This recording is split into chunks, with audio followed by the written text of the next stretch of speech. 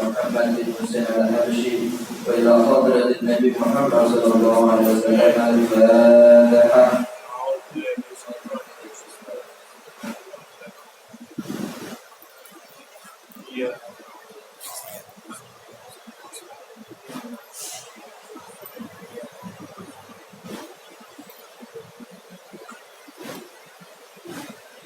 Bismillah, alhamdulillah, wassalatu wassalamu ala rasulillah Sayyidina wa maulana Muhammad ibni Abdillah wa ala alihi wa sahbihi wa man wala. La hawla wa la quwwata illa billah. Subhanaka la ilma lana illa ma 'allamtana innaka antal alimul hakim. Rabbi shrah li sadri wa yassir li amri wahlul 'uqdatam min lisani yafqahu qawli. Amin. Segala puji kita panjatkan kepada Allah Subhanahu wa taala. Di malam hari ini Allah mentakdir kita dapat beriktikaf di masjid yang mulia ini, juga dalam rangka mencari ilmu yang sudah menjadi kewajiban dari setiap orang Islam berdasarkan sabda Nabi Muhammad sallallahu alaihi wasallam, "Talabul ilmi fardhatun 'ala kulli muslim." Mencari ilmu itu hukumnya fardu, wajib bagi setiap orang Islam. Terlebih lagi jika ilmu-ilmu tersebut berhubungan dengan ibadah kepada Allah Subhanahu wa taala bagi setiap individu, seperti ibadah sholat dan sebab-sebabnya mulai bersuci, menutup aurat, menghadap kiblat dan semuanya ini, maka hukum mempelajarinya adalah fardu ain, wajib bagi setiap orang. Kalau dia tidak belajar sedangkan ada kesempatan untuk belajar tersebut dan juga ada orang-orang yang mampu untuk mengajarnya, dia sia-siakan kesempatan itu dari Allah, maka hukumnya berdosa. Karena hukum belajar daripada ilmu wajib itu juga hukumnya wajib, sehingga meninggalkannya hukumnya menjadi berdosa. Oleh karena itu kita hendaknya tidak henti-hentinya, tidak bosan-bosannya untuk selalu belajar, karena dikatakan talabul ilmi minal mahdi ilal lahdi. Mencari ilmu itu tidak ada batasan, mulai dari dalam timangan orang tua, gendongan orang tua, sampai masuk ke liang lahat. Sehingga tidak ada alasan bagi orang Islam tidak mengerti daripada syariat Islam, karena kesempatan itu sudah diberikan oleh Allah Subhanahu wa taala. Salawat dan salam semoga tercurah kepada Nabi kita Muhammad sallallahu alaihi wasallam yang sudah secara penuh memberikan ilmu tuntunan kepada umatnya ini agar menjadi hamba-hamba yang diridhai oleh Allah, hamba-hamba yang mendapatkan kebahagiaan di dunia sampai di akhirat. Siapa orang yang mengikuti ajaran Nabi Muhammad SAW, maka dia akan selamat di dunia dan juga akan selamat di akhirat. Pembahasan kita malam hari ini tentang kitab Muqaddimah Hadramiyah sampai di bab hal-hal yang membatalkan wudu. Kalau di sini di halaman 30. Faslun nawaqidul wudu'i arba'atun. Pasal bab yang menerangkan daripada perkara-perkara yang membatalkan wudu. Nawaqidul wudu'i arba'atun. Yang membatalkan wudu ada ada 4. Al-awwalu yang pertama, al-khariju min ahadis sabilaini illal maniyah. Yang pertama yang membatalkan wudu adalah segala benda yang keluar dari salah satu dua jalan kecuali air mani. Segala benda ini bisa benda padat, benda cair, atau benda gas. Jika keluar dari salah satu dua jalan depan yaitu kubul, kemaluan depan, atau dari jalan belakang, dari dubur, maka itu membatalkan daripada wudu semuanya, kecuali mani.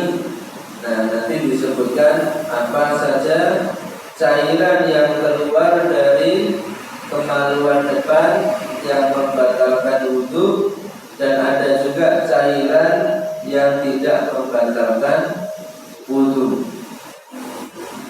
Kita membahas yang keluar dari jalan depan dulu. Yang keluar dari jalan depan itu ada beberapa cairan. Yang pertama biasa kita lakukan adalah air kencing. Ini hukumnya najis, membatalkan wudu. Kalau keluar itu hukumnya batal wudunya. Berikutnya yang keluar dari kemaluan depan itu disebut dengan madhi. Madhi itu cairan licin, kemudian keluar yang encer, keluar di permulaan syahwat. Cairan licin, kemudian encer, dan keluar di permulaan syahwat, itu disebut madhi. Madhi ini hukumnya seperti air kencing, najis dan membatalkan wudu. Kalau keluar terkena sarung, wajib sarungnya dibasuh untuk mensucikan, dan juga batal wudunya karena keluar dari jalur depan. Yang ketiga adalah yang disebut wadi. Wadi itu cairan keruh yang biasa keluar setelah atau di permulaan kencing. Kalau misalnya air kencing itu jernih atau warnanya transparan, kalau wadi ini yang di belakang biasanya keruh, agak seperti warna kapur. Nah, itu disebut wadi. Ini hukumnya juga najis dan membatalkan wudu. Atau biasanya keluar ketika dalam keadaan capek, payah, habis bekerja berat, kemudian dia lihat ternyata ada cairan dari kemaluannya. Itu adalah disebut wadi. Cairan keruh yang keluar biasanya setelah kencing. Di belakang kencing itu disebut wadi, atau ketika melakukan pekerjaan berat. Ini hukumnya najis. Yang keempat yang disebut dengan mani. Nah, mani ini di dalam mazhab Imam Syafi'i hukumnya suci dan tidak membatalkan wudu meskipun keluar dari jalan depan. Ini pengecualian. Mani itu adalah cairan yang keluarnya tersendat-sendat, kental, kemudian seperti adonan tepung, putihnya seperti itu, kemudian di puncak syahwat, keluarnya adalah di puncak syahwat. Tetapi meskipun tidak keluar tersendat-sendat, tidak kental, tapi yang menjadi pembeda adalah pada puncak syahwat. Kalau pada puncak syahwat keluar cairan, itu disebut mani. Meskipun bentuknya tidak kental, tidak seperti adonan tepung itu tetap dikatakan mani. Kalau mani ini dalam kata Imam Syafi'i hukumnya suci. Kalau terkena sarung kita tidak wajib dibasuh karena suci dan tidak membatalkan wudu. Nah, cuman keluar mani itu menyebabkan mandi besar. Yang di dalam pendapat Imam Syafi'i, kenapa tidak mewajibkan wudu? Karena sudah tercover nanti dengan mandi besar. Dengan mandi besar itu otomatis juga menghilangkan hadas kecil. Kalau wudu hanya menghilangkan hadas kecil saja, kalau mandi besar itu menghilangkan hadas besar. Jadi otomatis tercover dengan mandi besar itu termasuk juga mani ini. Itu pendapat di dalam mazhab Syafi'i, mani tidak membatalkan wudu tetapi mewajibkan mandi besar yang lebih besar lagi. Itu yang pertama, yang keluar dari jalur depan. Yang keluar dari jalur belakang, misalnya yang biasa adalah buang air besar, kemudian buang angin.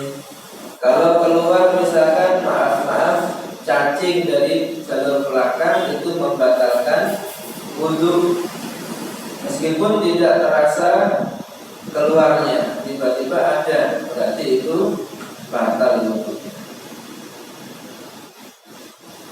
Ada perbedaan ketika orang itu tidak bisa keluar air, buang air dari jalur yang biasa, yaitu jalur belakang atau jalur depan. Misalnya dia jalur keluarnya air, buang air kecil atau buang air besar itu tertutup sehingga dibuatkan saluran yang tidak biasa di luar, yang tidak seperti biasanya, yaitu dibuatkan yang buatan itu. Nah, ini di dalam pendapat mazhab Syafi'i, kalau lubang buatan tadi berada di atas perut, misalkan di bagian dada, maka itu hukumnya tidak membatalkan wudu. Nah, kalau dibuatkan di sekitar perut atau di bawahnya, ini membatalkan wudu karena memang biasanya keluar itu ke bawah. Kalau keluar dari atas perut, ini tidak membatalkan wudu meskipun bentuknya seperti buang air besar atau buang air kecil. Cuman hukumnya tetap najis karena keluarnya dari balik badan kita, dari dalam badan. Cuman urusan batal tidaknya tergantung letaknya. Kalau letaknya di atas perut, seperti orang muntah biasa, batal apa tidak orang muntah? Ini tidak membatalkan wudu, cuman tetap najis. Kalau dibuatkan di bawah perut, ini hukumnya najis karena memang kebanyakan jalur depan atau jalur belakang ini adalah dari bawah perut. Itu kalau dibuatkan tempat yang buatan tadi, lubang untuk buang air besar atau buang air kecil. Itu pembahasan benda yang keluar dari dua jalan, jalan depan atau jalan belakang, semuanya membatalkan wudu kecuali air mani. Atsani yang kedua, zawatul aqli, hilangnya akal. Bijununin, dengan sebab gila, au ilmain, atau pingsan, au naumin, atau tidur, illan nauma qaidan mumakkinan maq'adahu. Tidur illan naum, kecuali tidurnya qaidan, orang yang duduk, mumakkinan, dengan menetapkan maq'adahu, posisi duduknya.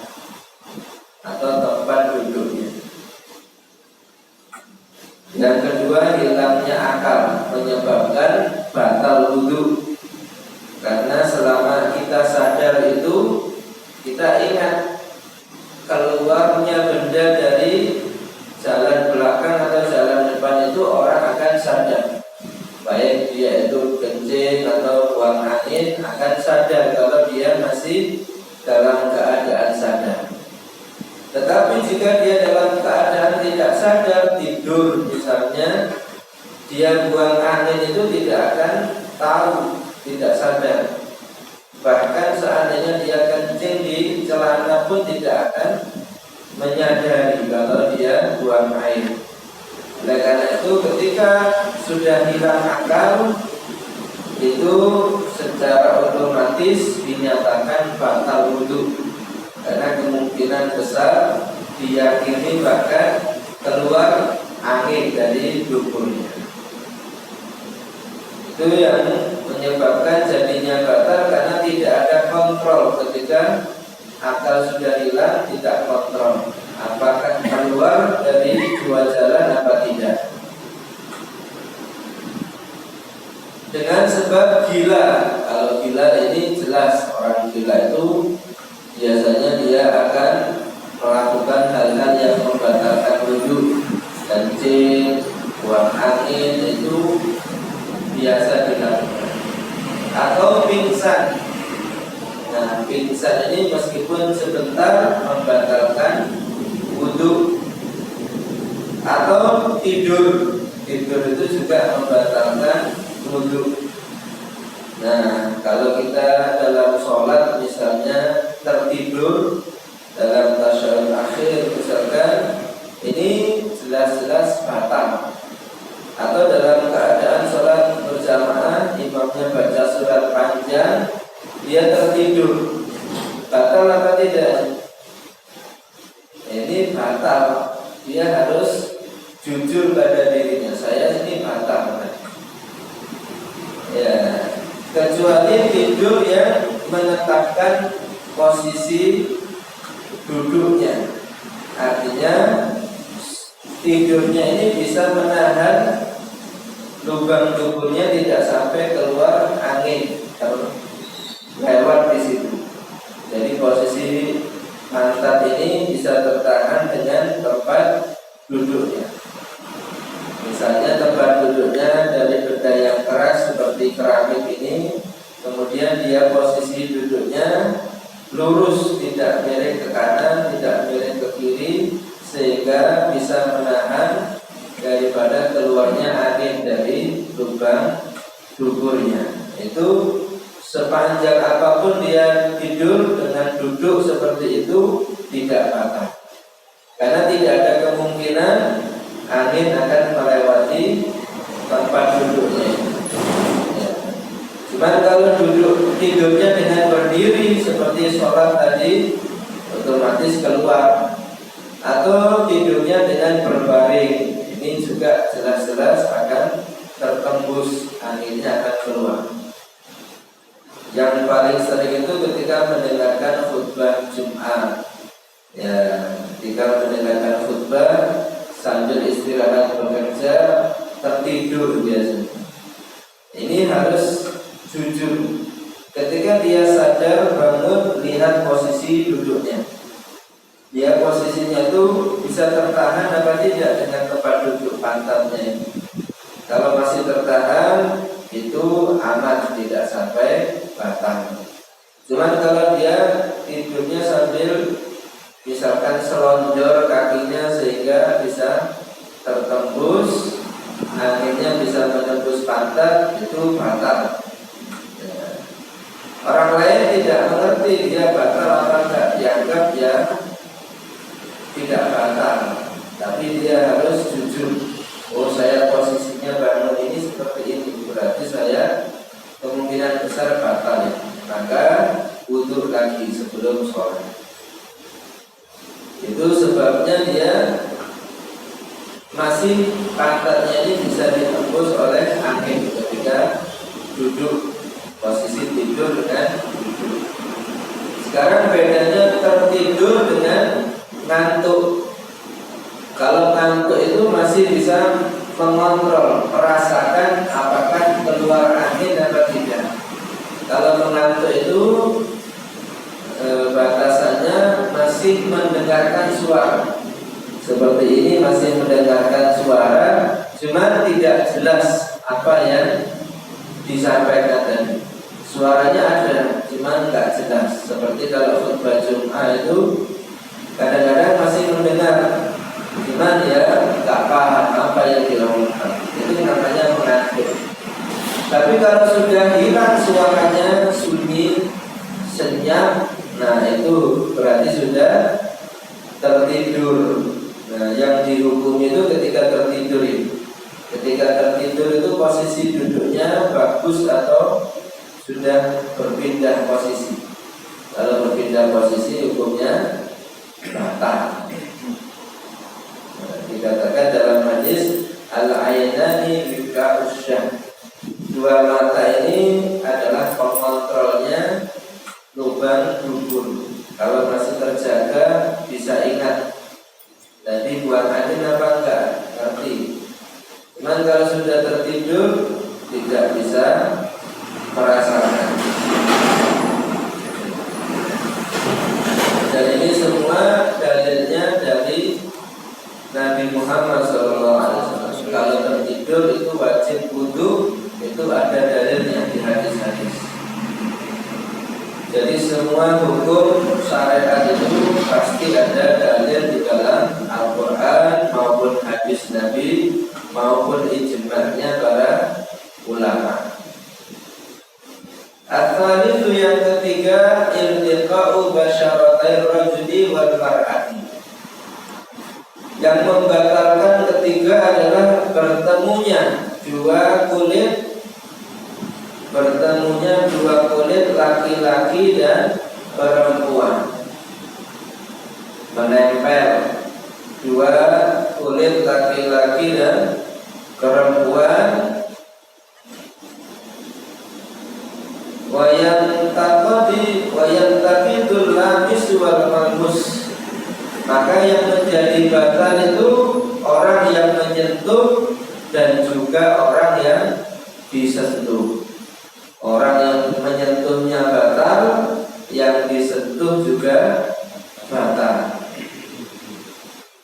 Wala yang kudu sadirun aw sabiratun la yustaha. Yang tidak batal adalah kalau yang menyentuh perempuan itu laki-laki kecil. Yang laki-lakinya masih kecil, perempuannya sudah besar, ini tidak batal. Atau perempuannya kecil, laki-lakinya sudah besar, ini tidak batal. La yustaha, tetapi dengan syarat laki-laki kecil atau perempuan kecil itu tidak disyahwati. Syaratnya yang tidak disyahwati. Artinya di sini yang disentuh atau menyentuh itu tidak harus sudah sama-sama balik. Meskipun belum balik, misalkan anak SD kelas 4, kelas 5 itu kadang-kadang belum balik. Cuman badannya sudah besar dan sudah menarik lawan jenis biasanya.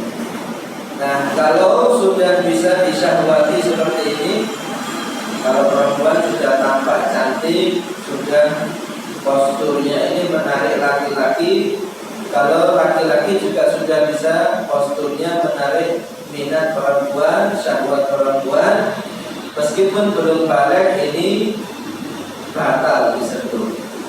Ya, jadi kalau kita beranggapan kalau belum balik belum batal, nah itu belum benar. Yang benar itu meskipun belum balik, kalau sudah bisa disyahwati anak kecil itu laki-laki atau perempuan, hukumnya bisa batal gitu.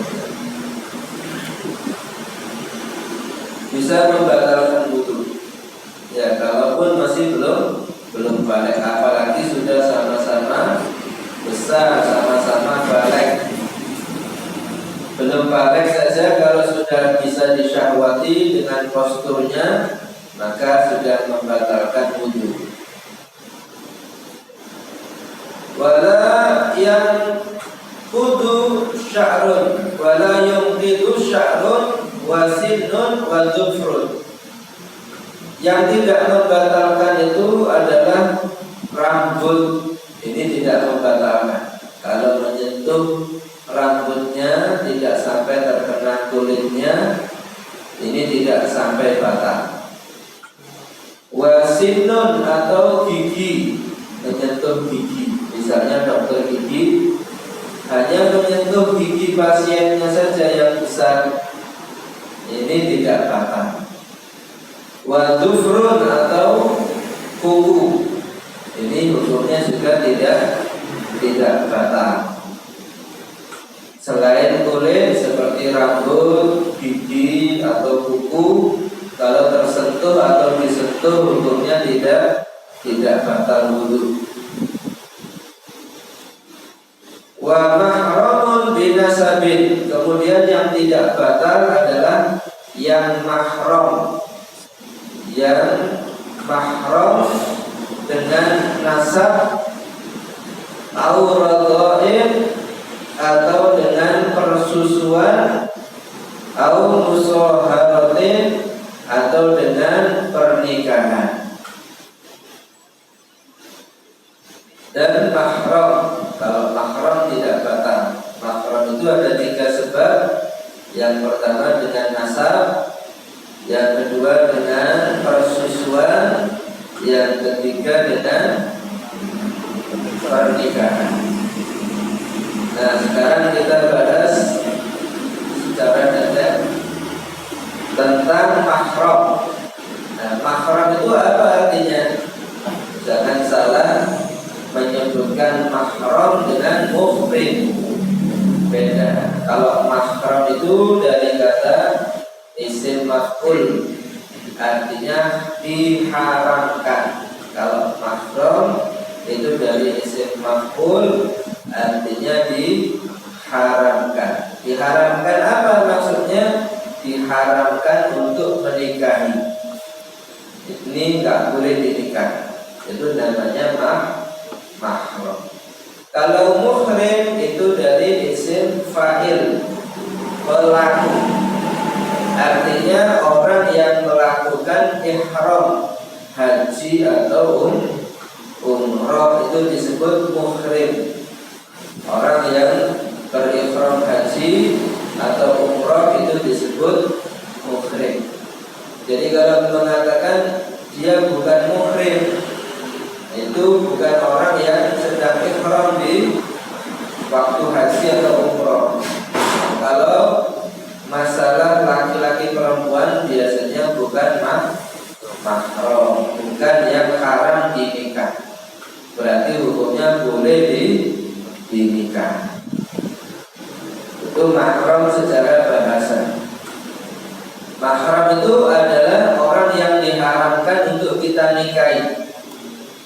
Dengan sebab nasab yang pertama. Dengan sebab nasab kalau laki-laki mahram dengan yang pertama ibunya dan juga ke atas neneknya atau ibunya nenek ya, buyut, itu hukumnya mahram. Kalau bersentuhan tidak batal ibu ke atas atau ibu ke samping atau saudaranya ibu. Kalau kita punya ibu, kemudian ibu itu punya saudara perempuan, bule kita atau bude kita, itu hukumnya mahram, tidak batal karena dia saudaranya ibu kita. Berarti levelnya sama dengan ibu kita, sama-sama mahram, tidak batal wudu. Kemudian anak, kalau kita punya anak perempuan itu tidak batal karena mahram.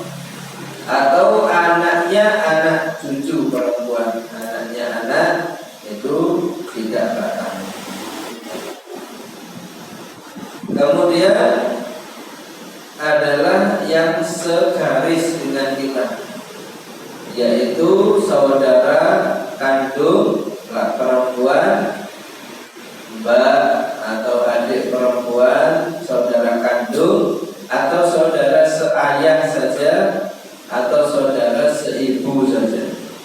Misalnya ayahnya menikah punya anak perempuan, maka itu saudara seayah hukumnya mahram dengan kita, atau saudara seibu, ya, hukumnya sama-sama saudara sekandung atau seayah atau seibu, sama-sama mahram.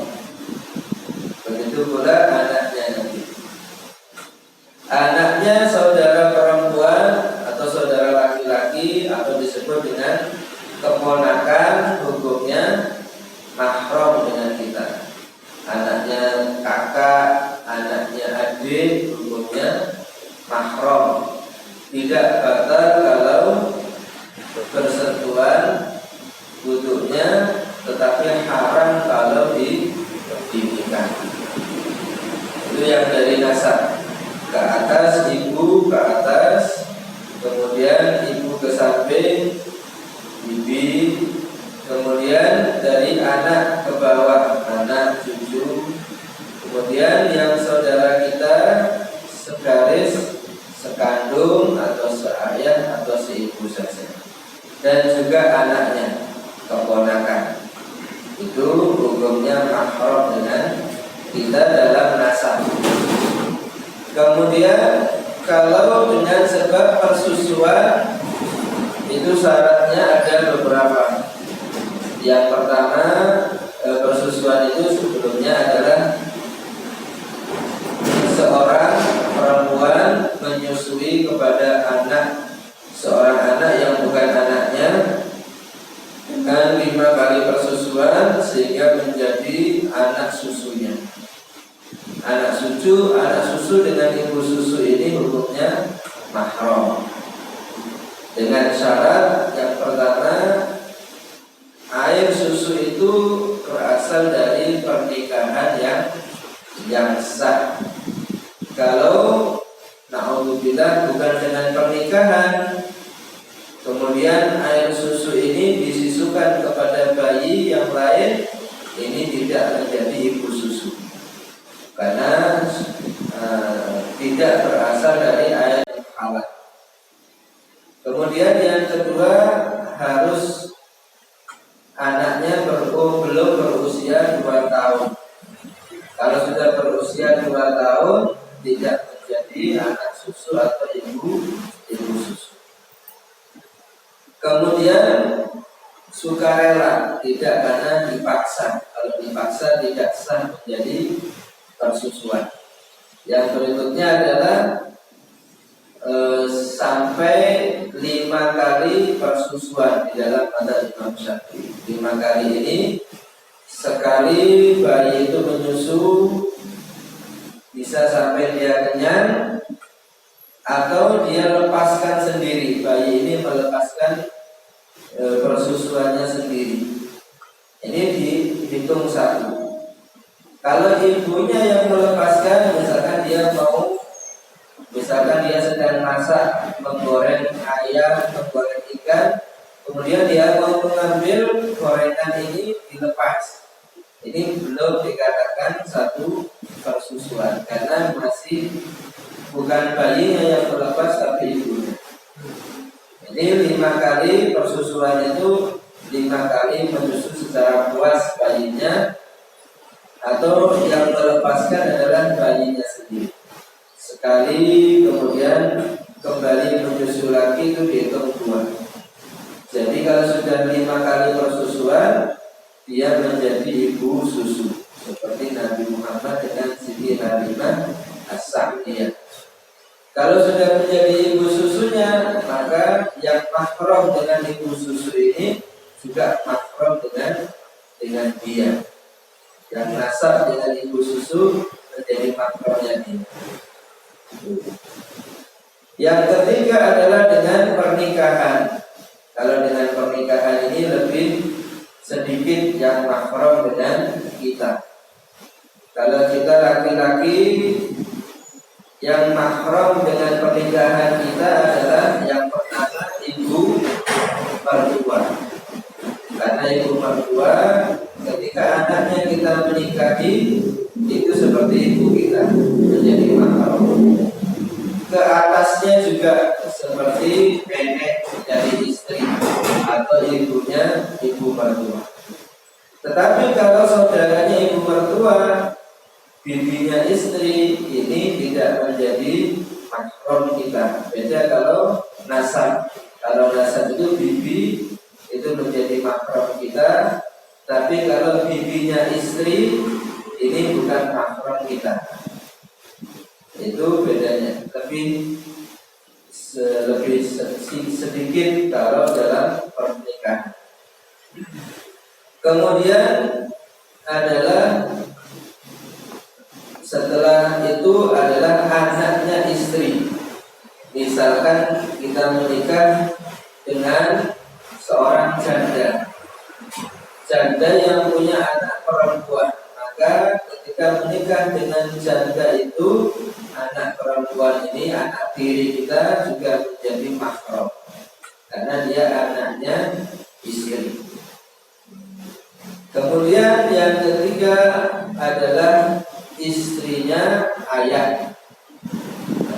Tadi itu dalam masalah ibu tiri, itu dalam masalah nasab.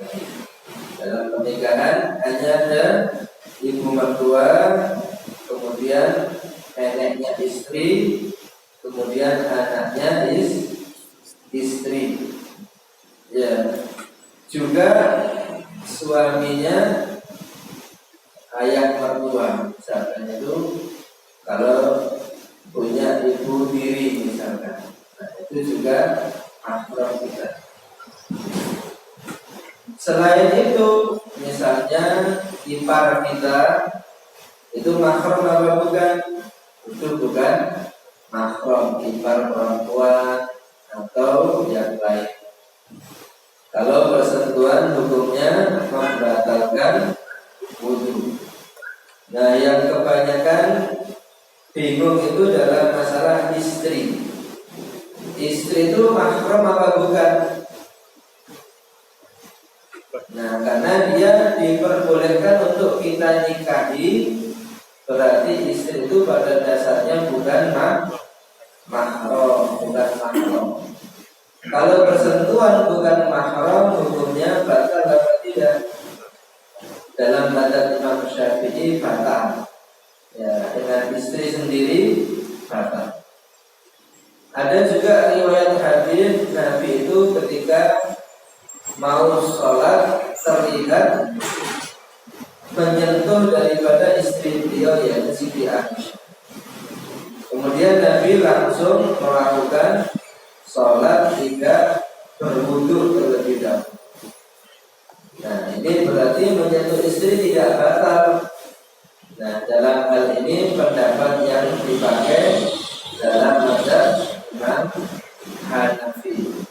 Dalam mazhab Imam Syafi'i juga ada, pernah juga Nabi itu bersentuhan dengan istrinya, cuman mau sholat beliau berwudu. Itu ada dua dalil yang masing-masing kuat, sama-sama hadis sahih. Yang diambil Imam Syafi'i adalah menyentuh istri itu batal, syahwat maupun tidak syahwat.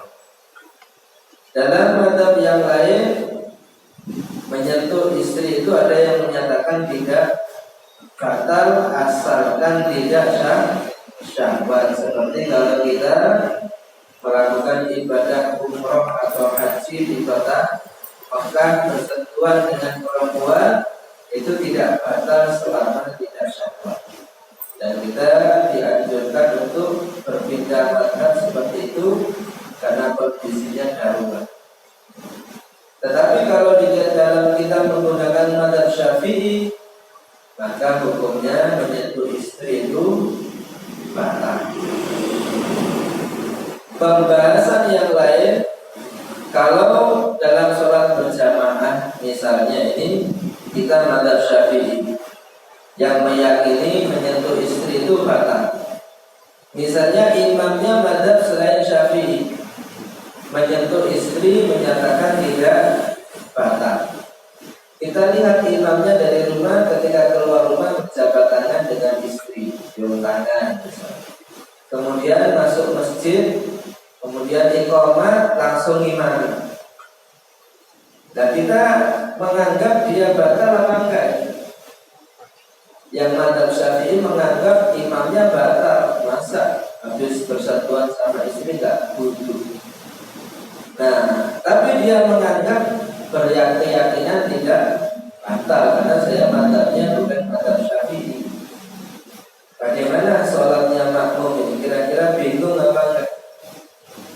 Oleh karena itu berjamaah dengan yang beda mazhab ini hukumnya tidak bagus, makruh. Karena akan membuat kekacauan berpikir, nggak akan khusyuk sholat. Waduh, imam saya ini batal. Bagaimana ya saya? Masa harus membatalkan? Bingung terus sampai khatam, sampai salam, nggak akan tenang. Oleh karenanya, kalau sholat berjamaah cari yang sesuai dengan mazhab supaya tidak bingung. Kalau sudah bingung, ya sampai salam tidak akan khusyuk sholat. Padahal sholat itu yang dinilai adalah khusyuknya. Makanya harus kita, kalau dalam masalah batal dan tidaknya wudu ini, cari yang sama-sama satu mazhab supaya tidak membingungkan.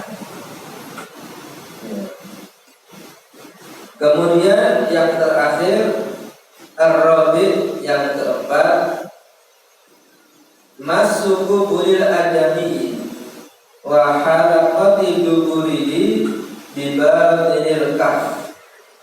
Yang keempat yang membatalkan wudu adalah menyentuh kubul, jalan depan atau kemaluan depan manusia dan lingkaran dubur manusia dengan dalamnya tapak tangan.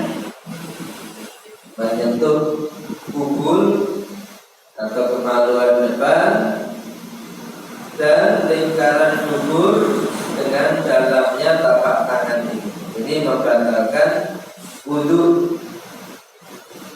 Dalilnya memang itu ada hadisnya.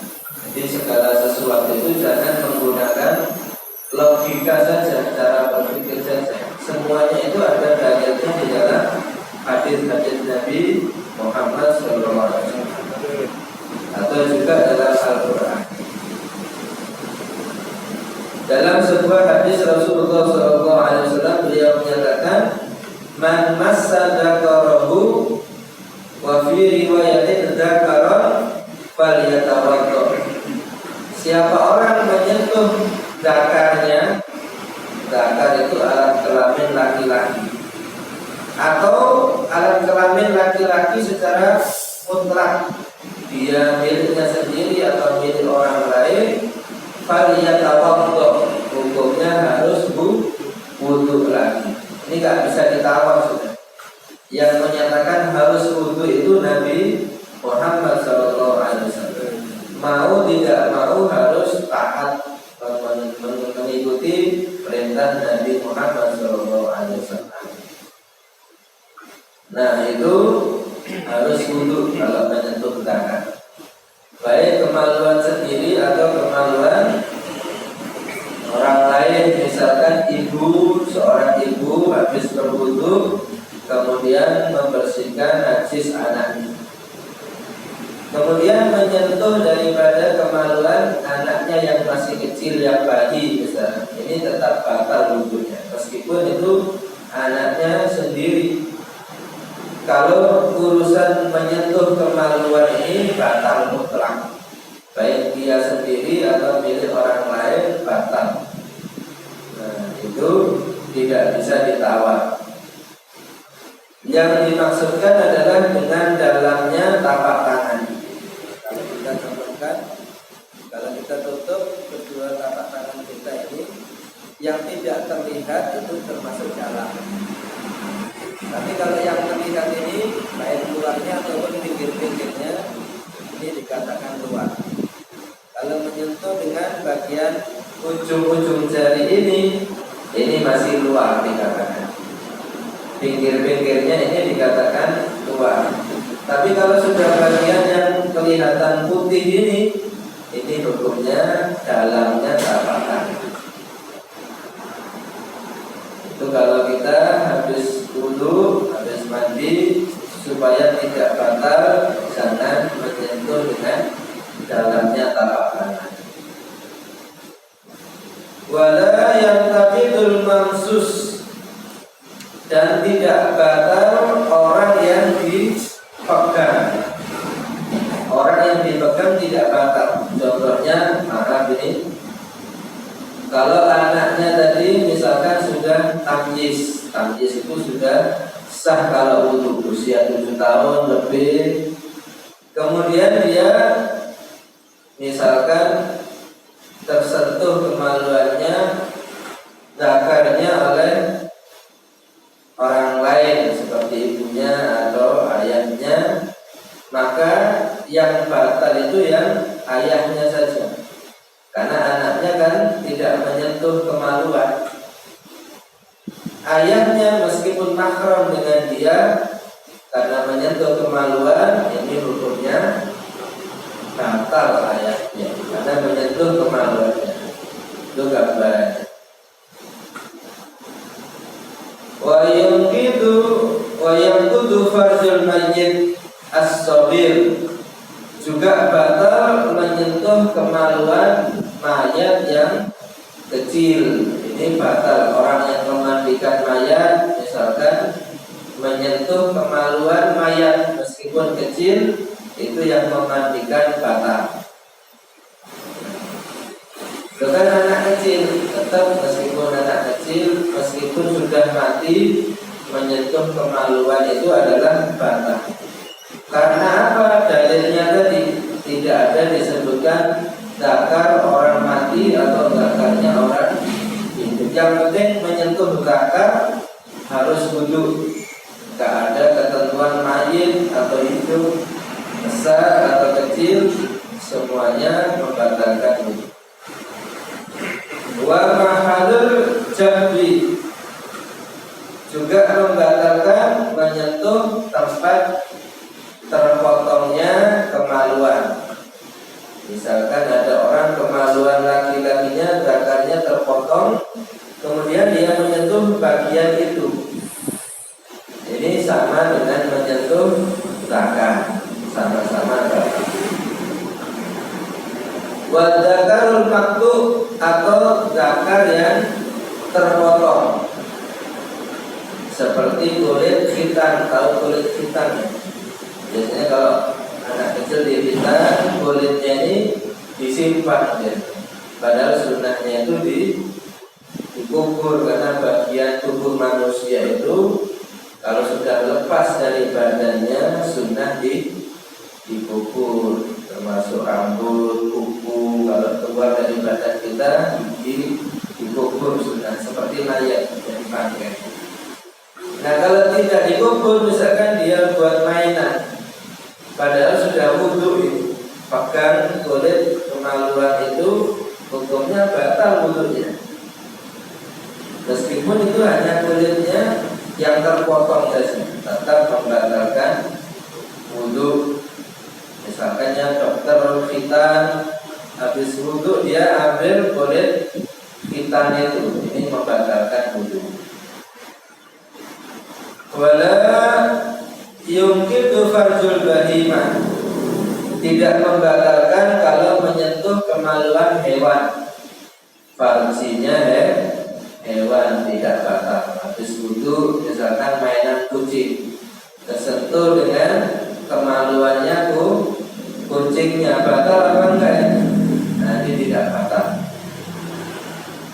Walal mas bi ru'usil asabi wa ma bainahuma, dan tidak batal menyentuh dengan ujung-ujung jari dan juga di sekitarnya. Ujung jari yang seperti tadi kita lakukan, yang tertutup antara dua tapak tangan ini batal.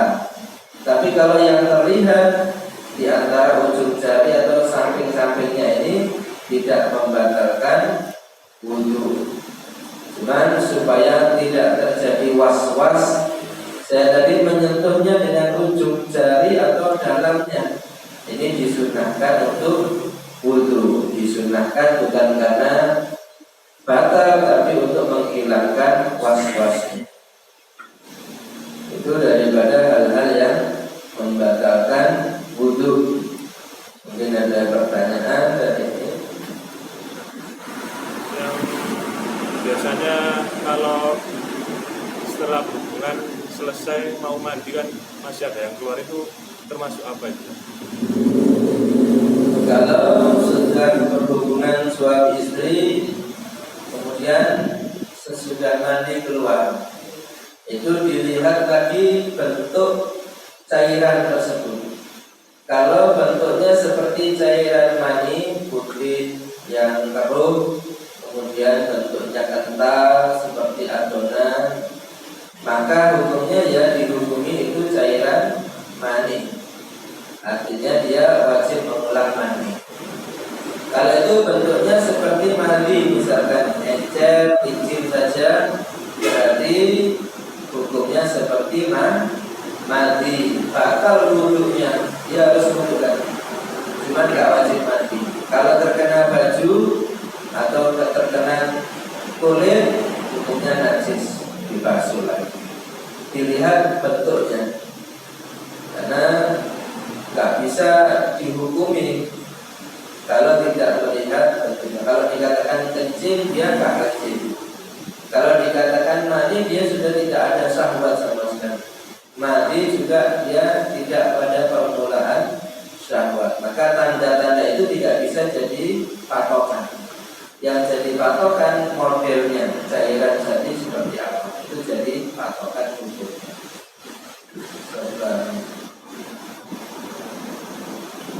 Untuk kategori buang angin yang betal, kategori buang angin yang membatalkan wudhu. Ya, ada hadis itu dikatakan kalau kamu ragu-ragu apakah terjadi buang angin apa enggak itu, maka dikatakan jangan kamu batalkan sholat atau jangan kamu batalkan kegiatan ibadah kamu kecuali kalau mendengar suaranya.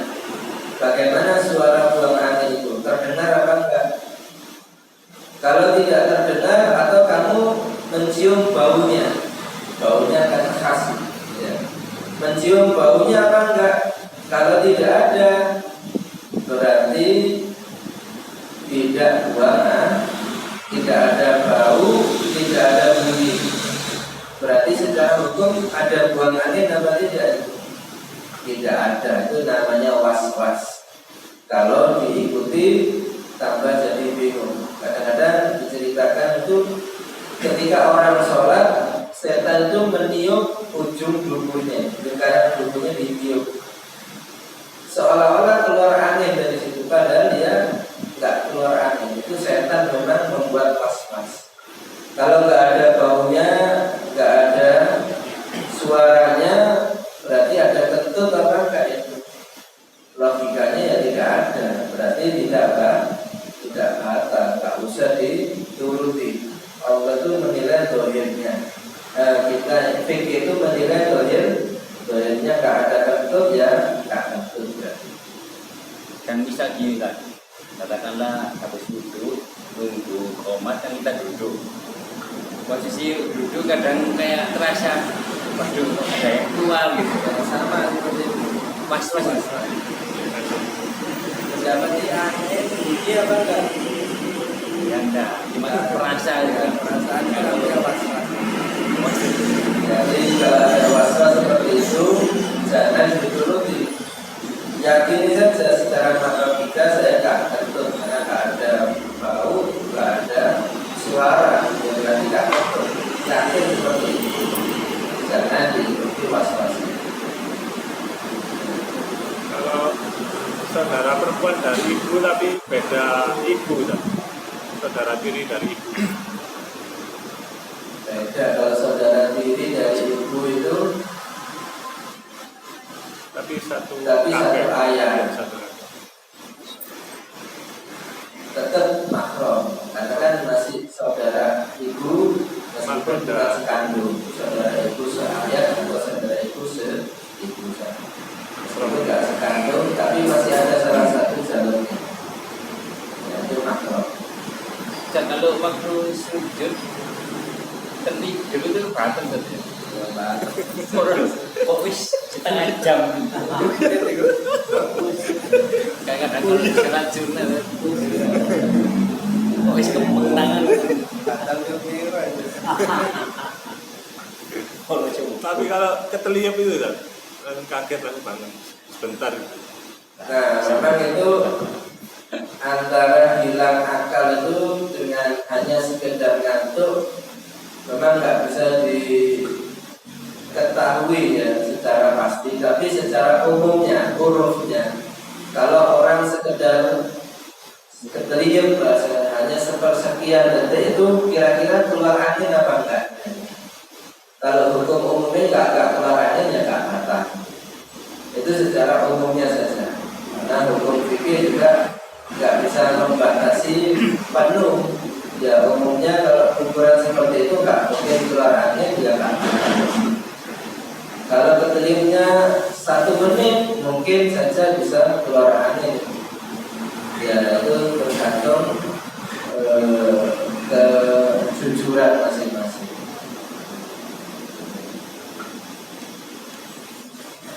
Wallahu a'lam. La ilaha illa huwa